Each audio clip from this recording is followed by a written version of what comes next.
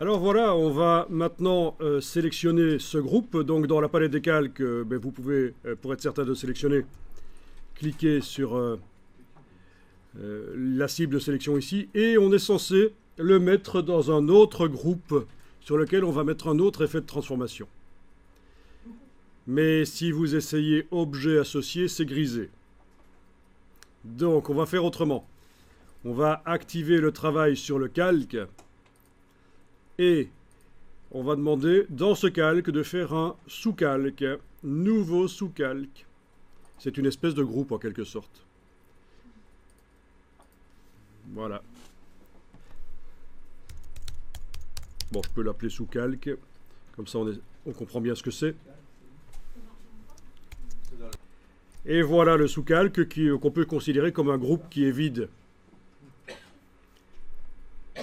Bon, vous allez glisser le groupe dans ce sous-calque, comme ça.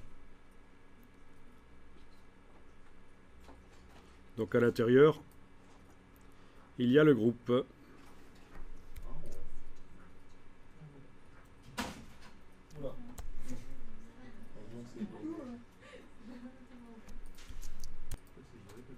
Bon, vous sélectionnez ce sous-calque avec la cible. Et on va lui mettre un effet de transformation parce que je voudrais que les deux chevaux ici se répètent plusieurs fois à l'horizontale pour faire une frise.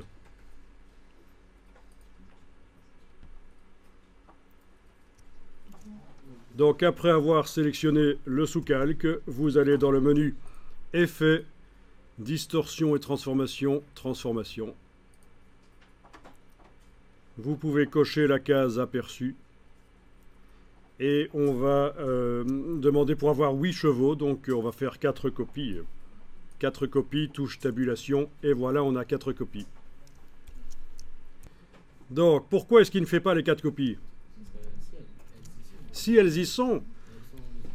Mais enfin, comment est-ce qu'on peut sortir des âneries pareilles? Mais tu as tout à fait raison, elles sont les unes sur les autres, les 4 copies. En effet, il les a faites. Bon.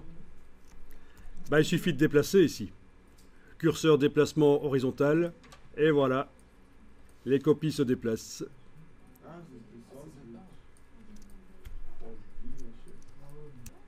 Alors le cheval est assez grand sur le format. Et quand je demande de le déplacer à fond vers la gauche, là, moins 35 mm, ça déplace pas assez. Mais vous n'êtes pas limité à la portée ici du curseur. Vous pouvez inscrire ce que vous voulez ici. Par exemple, je vais inscrire moins 500, touche tabulation, et voilà.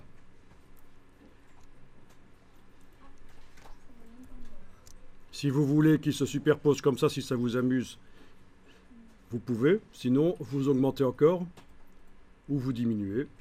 Moins 700, touche tabulation. Je vais cliquer sur OK. Et voilà. On a une frise de chevaux. Moins 700, c'est peut-être trop. Je vais donc maintenant aller modifier. Pour modifier, il faut que le sous-calque soit sélectionné. C'est déjà le cas, bien sûr. Et il faut aller dans la palette aspect. On ne retourne pas dans le menu effet transformation. Ça mettrait une deuxième transformation. Donc on clique sur le mot transformation dans la palette aspect pendant que le sous-calque est sélectionné. Et ça concerne la transformation, la dernière qu'on vient de faire. La précédente, il faudrait que j'entre dans sous-calque, aller sélectionner le groupe et cliquer sur le mot transformation dans la palette aspect. Mais non, ici c'est vraiment sur le sous-calque. Case aperçue, et je vais redescendre peut-être à 550. Touche tabulation, voilà. Peut-être 600. Enfin voilà, c'est les choses qui sont modifiables autant de fois qu'on veut. Il faut juste savoir où aller chercher ça. Et donc c'est une frise, une répétition horizontale. Ça peut servir, ça peut même être un remplacement du système du motif. À la place de faire des motifs ou des formes de motifs comme on a fait, vous pouvez avoir des transformations multiples comme ceci. Alors l'astuce pour arriver à s'en sortir, c'est ce qu'on a fait. Pour arriver à gérer ça, c'est de ne jamais mettre 2 transformations sur le même objet. Si je dois mettre 2 transformations sur l'objet cheval ici, j'ai mis la première sur le groupe, Mais la deuxième, je ne l'ai pas mise sur le groupe, je l'ai mise sur ce qui contient le groupe. Si vous ne faites pas ça, vous n'allez pas gérer les choses parce que vous allez avoir dans la palette aspect plusieurs mots transformation qui vont être là. Vous n'allez pas savoir à quoi correspond. Non, vraiment, faites pas ça. Mettre plusieurs transformations sur le même objet, techniquement, ça marche, mais c'est ingérable. Il vaut mieux imbriquer les choses comme ça, les unes dans les autres.